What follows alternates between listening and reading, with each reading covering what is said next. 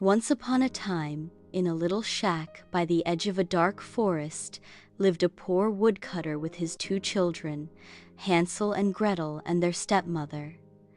The family was very poor, and there was never enough food to eat.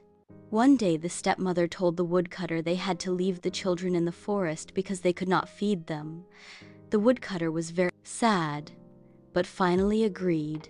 Hansel overheard the plan, and that night he collected white pebbles to leave a trail.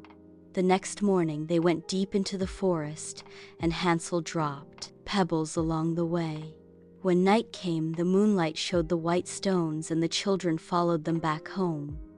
When the stepmother saw them, she was furious. A few days later, she took them out again, but this time Hansel used breadcrumbs instead. Unfortunately, the birds of the forest ate all the crumbs, and the children were lost.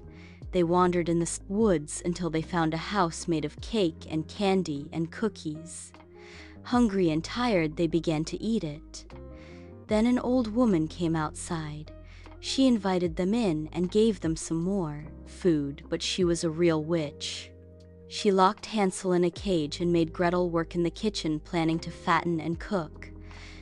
Gretel cried but could not escape. Each day she asked Hansel to show his finger, but he held out a bone instead, and the witch could not see very well, so assumed he was not getting fatter. One day the witch grew impatient and she asked Gretel to light the oven. When it was ready, the witch told Gretel to get in, but Gretel said she did not know how.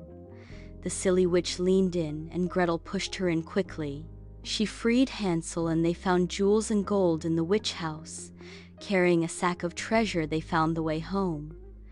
When they arrived, the stepmother was gone, and the Blekhalmes woodcutter hugged them tight, crying tears of joy.